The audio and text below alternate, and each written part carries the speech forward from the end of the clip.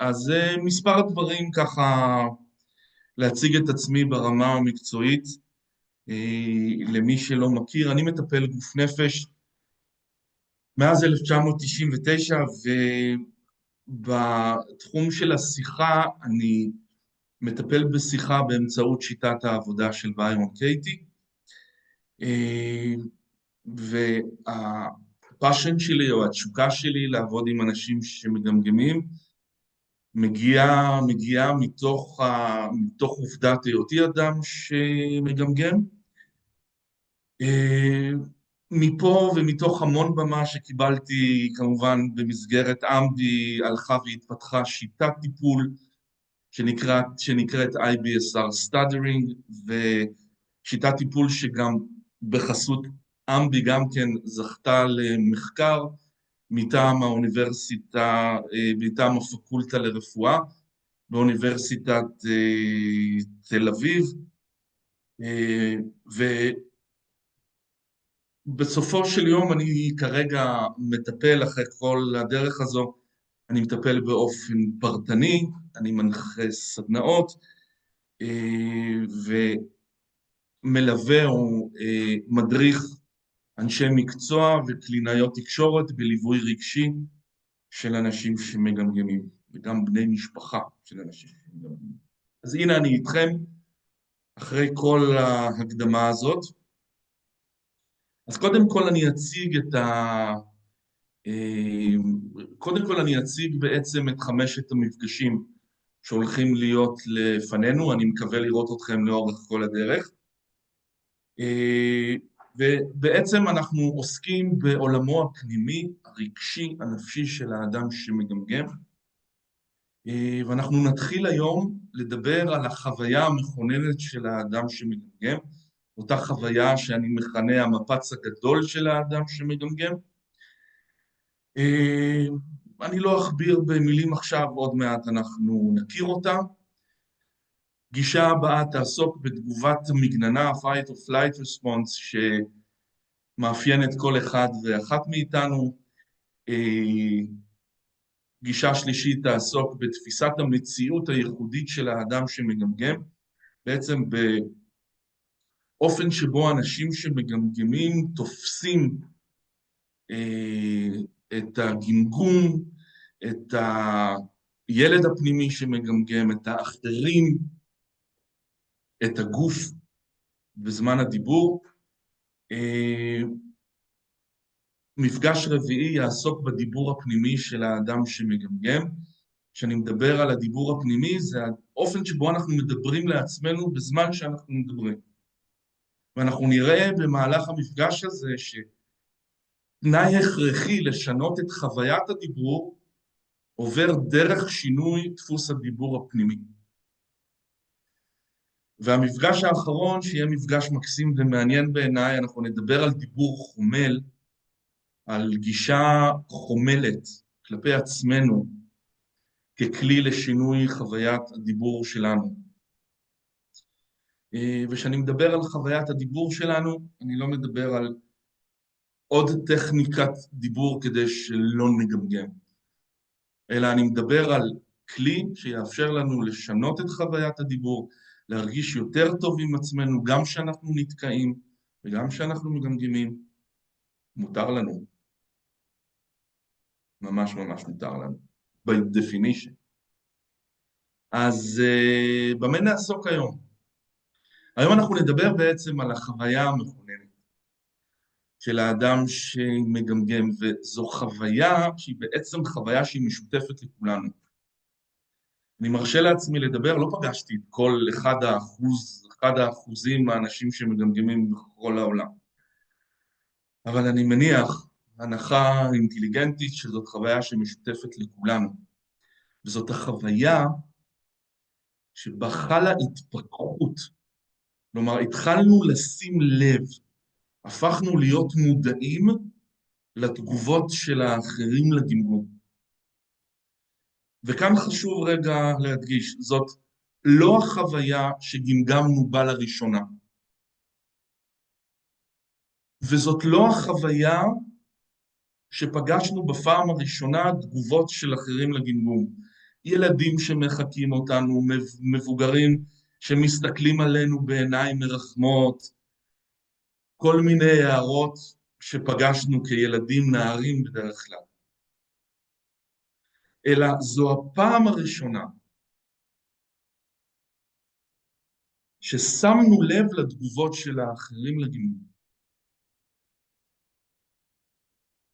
פעם ראשונה שבעצם הסתכלנו על עצמנו דרך העיניים של האחרים, שהבנו דרכם שמשהו לא בסדר עם הדיבור שלנו, שהגמגום היא בעיה, ושהגמגום היא גם הבטן הרכה שלנו, כי הוא איזשהו סוג של מקור לצחוק, ללעג, הערות וכן הלאה. אני יכול לדבר על החוויה האישית שלי, אם תרשו לי ברמה האישית. זאת חוויה שאני חושב שאני זוכר אותה. אגב, לא כל אחד מאיתנו זוכר אותה. לפעמים אנחנו עושים shut down על החוויה הזאת כי היא כל כך מציפה, והיא כל כך קשה. יחד עם זאת, אני יכול להעיד על עצמי על רגע מסוים בזמן, אני איפשהו שם ילד בן 4, אני חושב, אני בבית של חברה עם עוד מספר חברים, ואני קולט אותם שהם מתלחשים, אני קולט שהם מדברים עליי, והם מבקשים ממני לדבר, ואני מבין מהם זה כדי שהם ישמעו אותי מגמגם, ואז כשאני אומר משהו, כי הם מבקשים ממני להגיד משהו, אני נתקע ומגמגם, ואני רואה שהם צוחקים עליי, וזה רגע שאני יודע שמשם הכל היה כבר אחר. אז על הרגע הזה אני מדבר.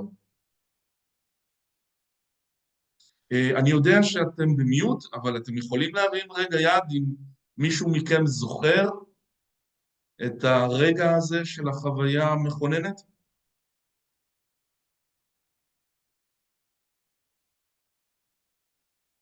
כן. שימו לב, לא כולנו זוכרים. אני אומר, אנחנו גמגמנו קודם. תחשבו עלינו ילדים שמגמגמים, ואנחנו מגמגמים על יד אנשים, ואנחנו מקבלים מהם תגובות, אבל אין בנו עוד התפכחות, אנחנו עוד לא פקחנו עיניים. אנחנו עוד לא שמנו לב שמשהו לא בסדר עם זה. עוד לא התפתחה אצלנו המודעות לתגובות של האחרים. אנחנו מדברים, אנחנו מגמגמים, אנחנו בפלואו של דיבור, אם תרצו אנחנו בשטף הגמגום, ועוד לא התפתחה שם, עוד לא נפתחו עינינו. אם אני שם לב לאחרים, יש מצב, אבל עוד הפעם, אנחנו מדברים על גילאים מוקדמים, או על רגעים מסוימים בחיים, שבהם ההכרה הזאת, בהם המודעות הזאת פתאום מאוד מאוד מתחדדת. אני יכול להגיד שאני ער לקושי שלי, שאני מדבר. אני יכול להגיד שאני ער לתגובות, אבל עוד לא התפתחה שם המודעות המלאה. אני לא עד הסוף מודע לתגובות האלה.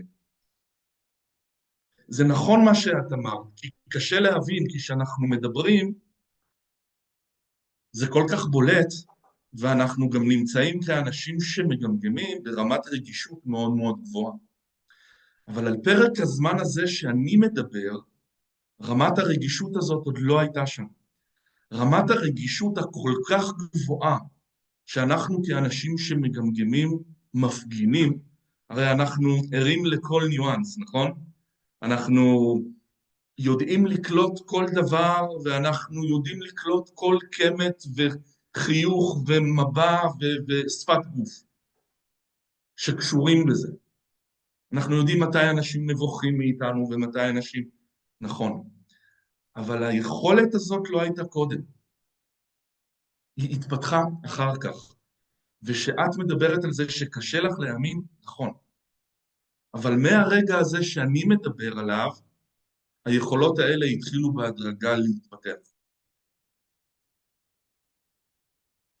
אז אנחנו נדבר היום על החוויה הזו, והרבה פעמים אתם יודעים, אנחנו אומרים, מה החוויה המרכזית שיש לנו בתור אנשים שמגמגמים, ואנחנו שמים את הדגש על החוויה של הלחץ לקראת ובזמן מצבים חברתיים. אני יודע לאפיין אותה, דבר ראשון, או שאני זוכר אותה, כלומר, אני זוכר שזה מתרחש, והדבר השני, תודה על השאלה הזאת, שאלה מאוד מאוד יפה. כי אני אומר, היו לי הרבה חוויות, אבל איך אני יודע מבין כל החוויות להגיד זה זאת? זהו, אז אני אחדד את זה. יכולה להיות חוויה אחת גדולה ומכוננת, וטוב שאתה מחדד אותי לתוך זה, וזה יכול להיות רצף של חוויות שהצטברו, ואז המודעות הזאת התפתחה. ואז העיניים שלנו נפתחו. ואז התחלנו לשים לב יותר. יכול להיות שזה, וגם על החוויה האישית שלי, יכול להיות שהיא הייתה שיא ברצף של חוויות שבהם שמתי לב שהעולם מתחיל להגיב אליי, ולאט לאט התפתחה והתפתחה והתפתחה המודעות הזאת או ההתפכחות הזאת, והבנתי שיש עניין כאן. יש עניין שמסתכלים עליי ומגיבים לגמגום, ואני קולט דרך העיניים של האחרים שמשהו לא בסדר. אני מקווה שעניתי לך. אוקיי.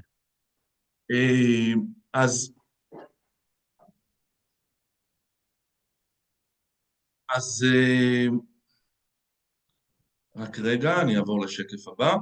אז במהלך היום אנחנו ננסה לנתח ביחד בעצם מה קדם לחוויה, איך נראו הימים שלנו קודם לחוויה, אחר כך נראה מה קורה במהלכה, וניגע רק היום על קצה המזלג מה קורה לאחר החוויה הזו, איך הנפש שלנו מתפתח, איך הדפוסים ההתנהגותיים שלנו מתפתחים, זה ניגע כבר אחר כך, אבל היום אנחנו נעסוק בזה. ואני אענה לך בכנות, אני לא מכיר את כל האנשים שמגמגמים, יכול להיות שזה מצב שיכול לקרות. ואני אהיה הוגן בלהגיד את זה. אבל אנחנו לא חיים בריק. והדיבור הוא פעולה שמחברת אותנו כל הזמן עם האחרים. וגם אם יש את הסביבה הכי תומכת שיש, אני מניח שיש השפעות גם מהסביבה, וזה תורם לאותה מודעות להיפתח. אני מקווה שאני עונה לשאלה. זאת אומרת, ייתכן, אבל האינטראקציה החברתית מאוד מאוד תורמת לזה גם. אחד הדברים שאני זוכר כילד, זה את הזיכרון של עיניים סביבי. שאני מדבר והעיניים מסתכלות. כל הזמן מסתכלות. עיניים מרחמות. אני זוכר את עצמי מרגיש שמרחמים. ואני זוכר את הדודה שלי מסתכלת על אמא שלי. ואני זוכר אותה שהיא מדברת איתה בפולנית. כשדיברו עברית אפשר היה לדבר על הכל. כשעברו ליידיש, אז דיברו על משהו שאני לא רוצה שאני אבין. כשעברו לפולנית, דיברו עליי. אני זוכר את זה, אני זוכר את הניואנסים, את החוויות הראשונות, שאני מתחיל להרגיש דרך התגובות של האחרים, שמשהו לא בסדר אצלי. ושוב, ותודה למי ששאל מקודם, זה יכול להיות לא כחוויה אחת מכוננת, מטלטלת, טראומה שפוצעת אותנו ברגע אחד. זה יכול להיות רצף של חוויות שמצטברות ומצטברות ומצטברות לכדי הבנה, ואז האסימון נופל. אז בואו ננסה קודם לראות מה קדם לחוויה הזו? איך נראו הימים שקדמו לחוויה, לאסימון הזה שנפל אצלנו?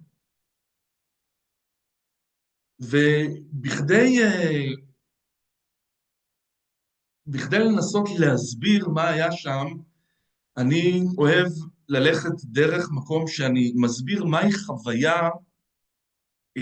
חוויית חיים נפשית, רגשית, זורמת, תקינה של אדם, או במילים אחרות, מתי מתקיים שיווי משקל נפשי? מתי אני מרגיש בסדר עם עצמי, יציב, לא מעורער, מתי אני מרגיש בסנטר, מתי אני מרגיש שמבחינה רגשית, נפשית, אני בזרימה. ובכדי שתתקיים חוויה כזו,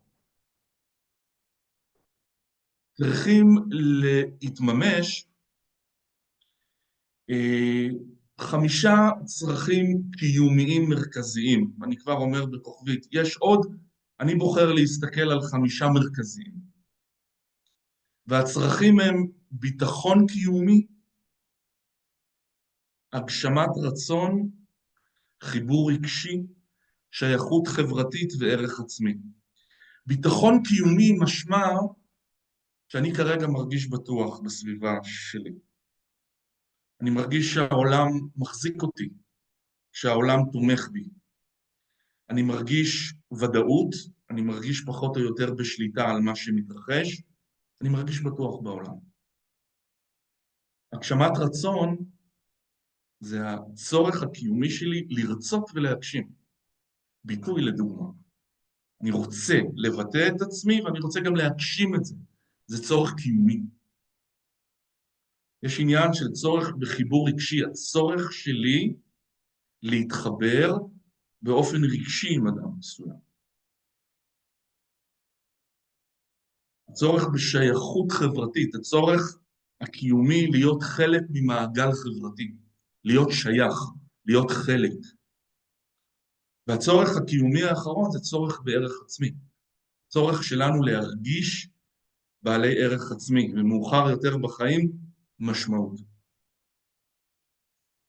אז כשאנחנו מממשים את 5 הצרכים הקיומיים האלה, אנחנו נמצאים במעגל זרימת חיים רגשי, תקין פחות או יותר, זורם, נעים לפעמים.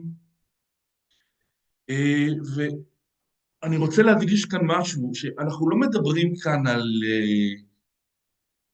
על צרכים קיומיים ברמה נקודתית, אלא אנחנו מדברים על צרכים, על רצף בצורך שלי בביטחון.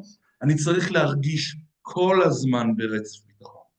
אני צריך להרגיש כל הזמן שאני יכול להגשים את הרצון. אני צריך להרגיש כל הזמן בעל ערך, וכן הלאה. עכשיו, אם תשימו לב במעגל הזה, שאני שמתי כאן בשקף, יש גם יחסים של הזנה בין צורך לצורך. ברגע שהצורך בביטחון שלי מלא, ואני מרגיש בטוח, יהיה לי הרבה יותר קל להגשים רצון. ברגע שיהיה לי הרבה יותר קל להגשים את הרצונות שלי, יהיה לי הרבה יותר קל להתחבר באופן רגשי לאחרים. יהיה לי הרבה יותר קל להשתייך חברתית, להיות חלק מתוך מעגל. ושכל אלה מתממשים, אז גם חוויית ערך העצמי שלי מלאה.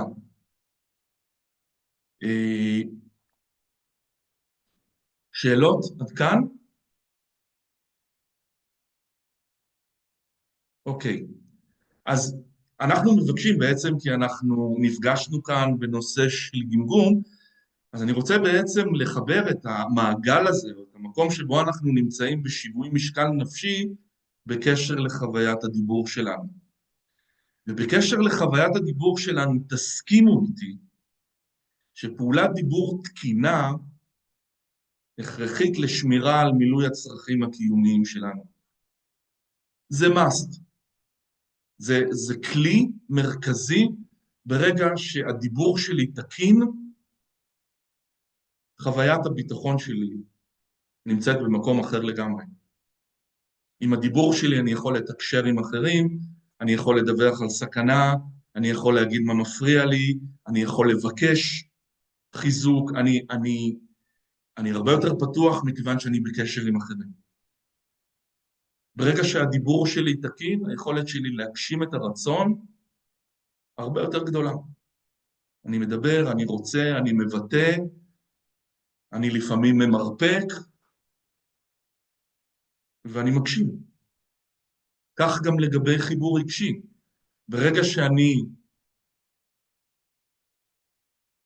ברגע שפעולת הדיבור תקינה, היכולת שלי להתחבר רגשית לאנשים היא הרבה יותר טובה. אגב, אני רוצה רגע לשקף לכם, אני מרגיש שיצאתי מתחום חוויית הדיבור הנוחה שלי עכשיו, קצת רצתי, אני מחזיר את עצמי פנימה, אז אני הולך קצת לאפס את עצמי.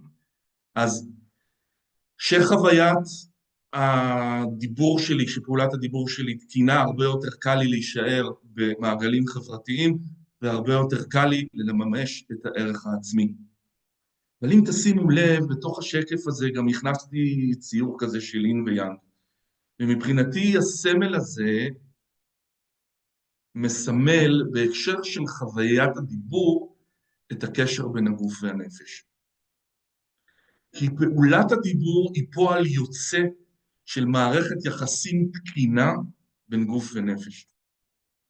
הגוף זה הכלי שדרכו אנחנו מפיקים את הדיבור, והנפש הוא החלק שפוקד על פעולת הדיבור. פעולת הדיבור היא רצונית. אני רוצה ואני מגשים דרך הגוף. וחלק מחוויה טובה של זרימה, של שיווי משקל נפשי, זה שמתקיימת תקשורת ומתקיימים יחסי אמון טובים בין הנפש והגוף. ומתוך האמור, אנחנו יכולים להגדיר את המצב הנפשי רגשי שקדם לאותה חוויה מכוננת.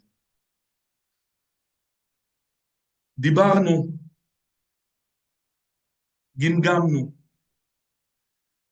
האחרים העירו, האחרים הסתכלו עלינו, האחרים התלחשו מסביבנו,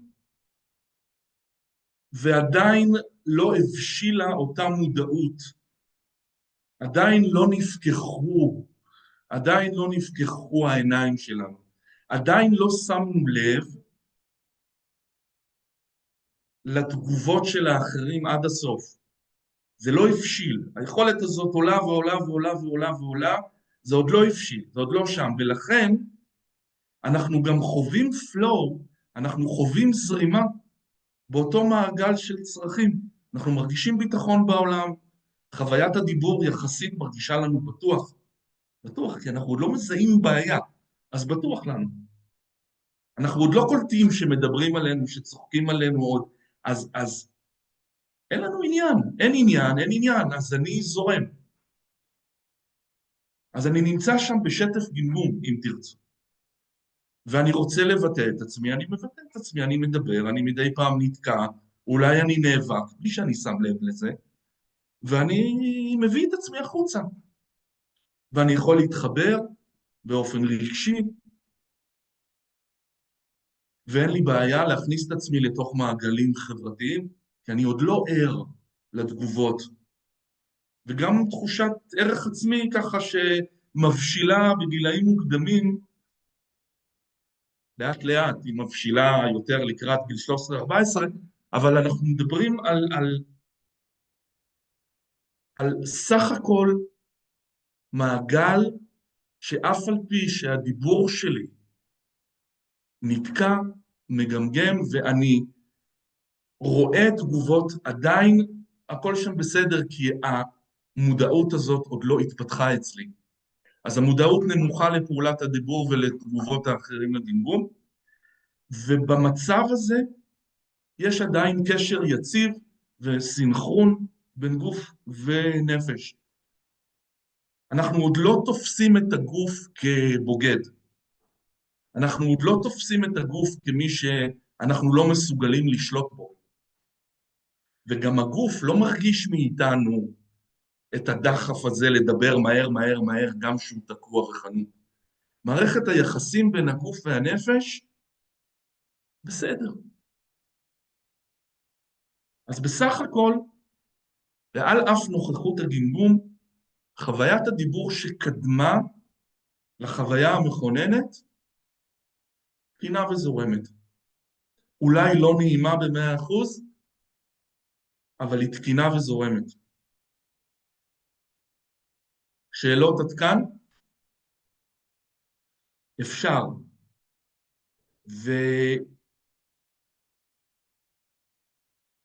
ושוב, זה לא קורה ביום אחד. זה לא קורה ביום אחד. אני פגשתי המון מטופלים שאמרו לי שהם זוכרים את עצמם נתקעים ומגמגמים, אבל הם בכלל לא עשו עם זה בכלל עניין, כי הם לא הרגישו שיש עניין. אני מניח שאצלך המודעות היא גבוהה, והרגישות היא גבוהה. גם אצלי זה ככה, מגיל מאוד מאוד מוקדם. וגם לי השאלה הזאת היא שאלה שאני מזדהה איתה לגמרי, איך אפשר? אבל בכל זאת, אנחנו מפתחים את המודעות הזאת, ואז ברגע אחת המודעות הזאת נפתחת לגמרי. ואז אנחנו מתחילים לראות את עצמנו דרך העיניים של האחרים. אוקיי. ובעצם, אם אנחנו מסתכלים רגע, אם אני אחזור שנייה אחורה, למעגל של זרימת חוויית החיים, בהקשר של חוויית הדיבור, אז תשימו לב, זה לא מעגל רק שזורם ומזין, צורך מזין צורך, זה גם מעגל שהוא מאוד שביר, הוא מאוד מאוד רגיש. אנחנו פוגשים את המציאות כל הזמן, והמציאות כל הזמן מאתגרת לנו את תחושת הביטחון, ועושה לנו סטופים, והיא גורמת לנו, אנחנו פוגשים חוויות של דחייה, גב קר ממישהו, או שאנחנו מוצאים את עצמנו מחוץ למעגל פתאום, של חברה, או מרגישים שאנחנו חסרי ערך. אז זה לא מעגל, כלומר, זה מעגל שזורם, והוא בפלואו, והוא בשיווי משקל, עד שקורה משהו, והפגיעה יכולה להיות באחד מהצרכים, ואז כל המעגל מאבד את הזרימה שלו, והביטוי הכי חזק, אם אנחנו מדברים באופן כללי, ברגע שאחד הצרכים האלה נפגע, זה מתח נפשי, לחץ. המתח הנפשי הוא הביטוי הישיר ליציאה שלנו משיווי משקל נפשי. וזה בגלל שאחד הצרכים הקיומיים שלנו בדרך כלל לא ממומש. אז אני רגע עובר לשקף הבא, ואנחנו עוברים בעצם למה קורה בזמן, ואלכס, אתה יכול ממש להתחיל לנתח את זה על פי זה, את מה שאתה עכשיו אמרת, שמה קורה בעצם בזמן החוויה עצמה. אז כן, אצל כל אחד זה בא בדרך אחרת. אצלי זה בא כפי שאני סיפרתי, אני מניח שכל אחד יגיד כאן משהו אחר, אלה שלא זוכרים, לא זוכרים. אבל זה שאנחנו לא זוכרים, זה לא אומר שהחוויה לא רשומה בגוף שלנו, שהיא לא נחרטה בנפש שלנו. איך אנחנו יודעים שזה שם? אנחנו נראה את זה בשבוע הבא או בפגישה הבאה, שאנחנו נפגוש את תגובת fight or flight, את תגובת מגננה, שהתפקיד שלה לגרום לכך שלא נחווה את החוויה הזאת שוב. והתפקיד שלה להחזיר לנו את הצרכים הקיומיים שוב. גם אם אנחנו לא זוכרים מה קרה לנו, גם אם אין לנו זיכרון ברור, זה רשום במערכת. איך אנחנו יודעים? מהאופן שאנחנו מתנהגים ביום יום. אבל לזה נגיע בשבוע הבא. אתה יכול לראות את המודל הזה גם בתוך הפירמידה של מאסלו. המודל הזה הוא יותר דינמי, הוא יותר פועל, אתה רואה את הצרכים באינטראקציה כל הזמן. עכשיו כן. תחשבו רגע, אם אני רגע רוצה לשחזר את החוויה הראשונית שהייתה לי, אני תכלס פוגש אותה כמעט כל יום. כשאני מדבר עם אנשים ואני נתקע ומגמגם, אוקיי? ואני קולט את הפנים של האנשים, או גם אם הם מסתכלים עליי בצורה הכי מתחשבת בעולם, אני עדיין חווה באיזשהו אופן את החוויה הזו, כי אני חווה קטיעה בתחושת הביטחון, אני חווה קטיעה ברצון שלי להגשים את הביטוי, יש תמיד איזו חוויה של דחייה קצת, יש חוויה קצת של חרדת נטישה שיכולה לעלות שם, הוא נשאר איתי, הוא לא נשאר איתי, הוא מתפרץ למילים שלי, הוא לוקח לי את התור בדיבור, כמובן שזה משפיע גם על החוויה שלי מבחינת שייכות, וגם מבחינת ערך, כי עוד הפעם אני מדבר עם מישהו, ואף על פי שאני כל כך משתדל, ואני עושה מאמץ, ואני בטיפול, ואני נתקע. אז בעצם אותה חוויה ראשונית, אני פוגש אותה כמעט כל יום. כל יום.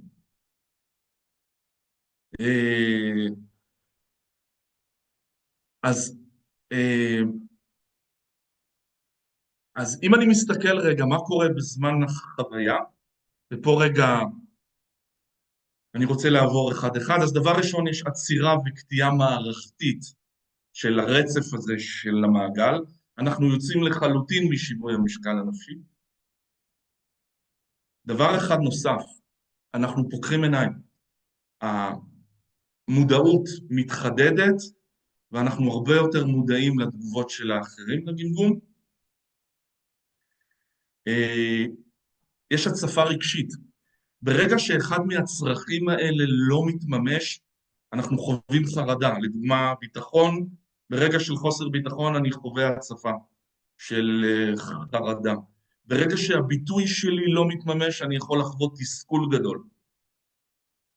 ברגע שהחיבור הרגשי שלי ניתק, אני יכול לחוות דחייה, אני יכול לחוות נטישה, וכן הלאה. אבל יש עוד משהו, והוא משהו שהוא מאוד מאוד מאוד חשוב לחוויה הזאת. שגם שאנחנו חווינו את זה כקטיעה מערכתית, והמודעות שלנו התעוררה, ויש הצפה גדולה מאוד של כאב ורגש ותחושה של חוסר אונים, אני מתחבר למה שאלכס אמר מקודם. התחושה הזאת של אין לי כלים לנהל אירוע, אין לי ידע, גם אין לי יכולת להחזיק את כל מה שמתחולל בתוכי עכשיו, זה נחווה בדרך כלל כחוויה של בדידות. חוויה שמתעצמת ומתקבעת לפעמים כטראומטית, ואני לא מתבלבל בלומר את זה, בהיעדר דמות בוגרת, מתווכת, מאזנת, שתאפשר לנו להכיל את מה שמתרחש, שתחזיק לנו את האירוע הזה. עכשיו, אני יודע שאנחנו קהל מעורב, ויש כאן הורים, ויש כאן מטפלים, ויש כאן אנשים שמגמגמים. אני לא מפנה כאן האשמה לאף אחד חלילה וחס. אין הורה שיכול לתפוס את הרגע הזה אצל אף אחד. זה לא קשור בזה.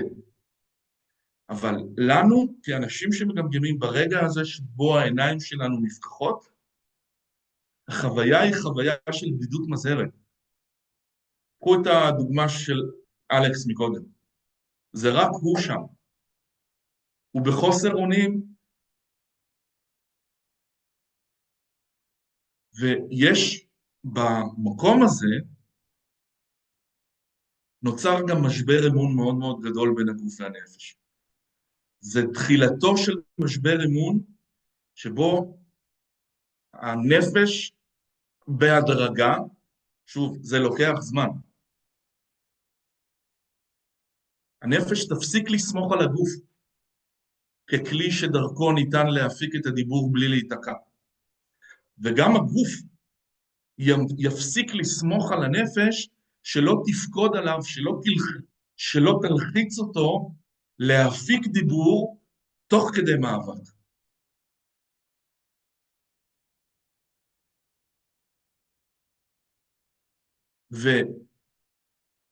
והדרך שלי להמחיש בעצם את מה שאנחנו עכשיו מדברים, בזמן החוויה הזאת,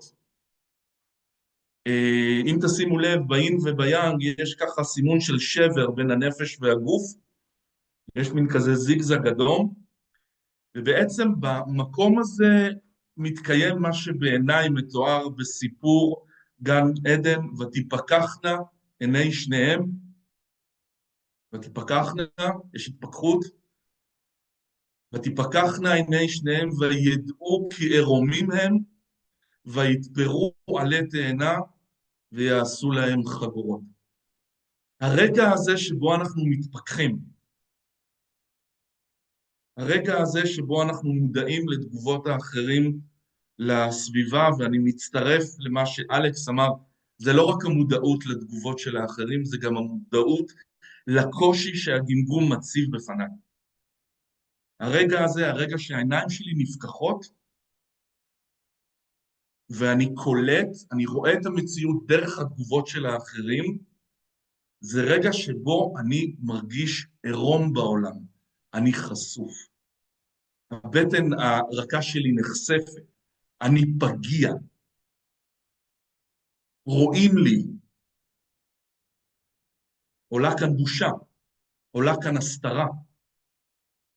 וברגע הזה, העלי תאנה וחגורות, זה בעצם מה שאור דיבר עליו מקודם, זה ההתפתחות של מנגנוני ההגנה. ההתפתחות של מנגנוני ההסתרה וההגנה והמאבק וההימנעות שיבואו אחר כך.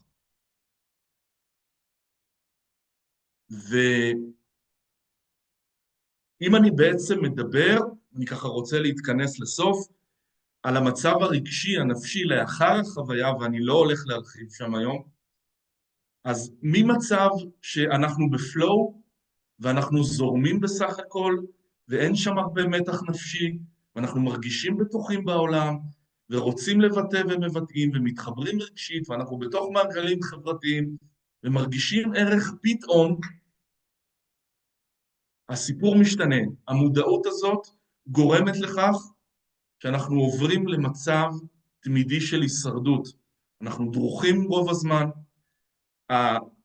החוויה של הדיבור, או הדיבור בעצם עובר לניהול של המנגנונים ההישרדותיים שלנו, ובעצם הנפש מגויסת 24/7, אנחנו דרוכים 24/7, דבר ראשון, למנוע את דשנות החוויה הראשונית. תסתכלו על עצמכם, כמה אנרגיה השקעתם בחיים שלכם עד היום, כדי לנסות לא להיתקע ולגמגם, ולסחוב תגובות מאחרים. המון. אם היה 28/7, הייתי שם את זה גם. אתה כל הזמן שם. אתה כל הזמן מגויס. הנפש עוברת למוד של הישרדות. הדיבור מנוהל על ידי התגובה הזאת כל הזמן, וכל מה שאתה עושה זה לנסות לנהל ולמנוע את החוויה הזאת. ולכן, החוויה הזאת היא אולי אחת החוויות המרכזיות, ובעיניי המרכזיות, בחוויה שלנו כאנשים שמגמגמים, ולו בגלל שכל מה שאנחנו מנסים לעשות בחיים שלנו זה להימנע ממנו. היא מנהלת אותנו, היא שולטת בנו, כי אנחנו מגויסים לא לחוות אותה. ולכן היא חוויה מרכזית אצלנו בחיים. אז מה היה לנו פה רגע? בואו ככה ניקח לנו צידה לדרך, כי כל אחד לוקח מה שהוא לוקח פה. החוויה המכוננת היא בעצם ההתפכחות. זה מה שההתפכחות הופכת אותה גם לחוויה המכוננת. הפגיעה בעקבות החוויה בצרכים הקיומיים שלנו היא מערכתית, והשבר שנוצר שם הוא שבר מרכזי בקשר בין הגוף והנפש. וכל זה מתרחש, כל ההצפה הזאת, מתרחשת בהיעדר דמות בוגרת מתווכת, וזה גם יכול לקבע את החוויה הזאת כטראומטית. כי אנחנו פוגשים את האין אונים, את האין כלים שלנו, את האין יכולת ברגע נתון לנהל את כל המהומה הזאת שמתרחשת בנפש ברגע הזה.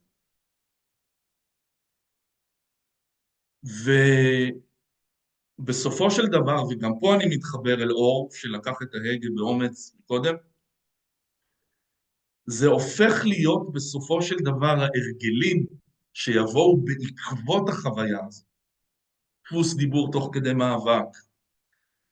כל הממים והאיים, ואני תמיד היה לי וזה וזה וזה, וכל הערכות מילים, וכל המאבק, וכל הטכניקות, וכל ההימנעות, וכל הדיסוציאציה, וכל הניסיון לשלוט ולהסתיר, הם הופכים להיות חלק מהזהות שלנו. אנחנו הופכים להיות זה. המנגנון ההישרדותי הופך להיות אני, ואני הופך להיות המנגנון ההישרדותי. אני חווה את הגמגום שלי דרך בושה, דרך מקום של הסתרה, דרך מקום של הישרדות. ובהינתן כל אלה,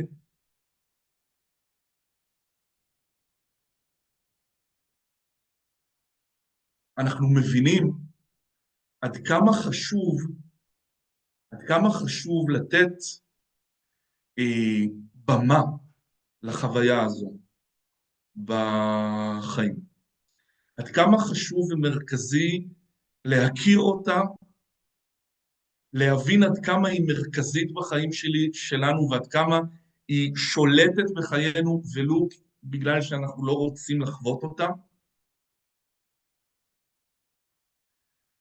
ומניסיוני, ההיכרות שלנו עם החוויה היא גם הפתח לשינוי חוויית הדיבור שלנו בהמשך, ואנחנו ניגע בזה בפגישות הבאות. אז תודה לכם עד כאן.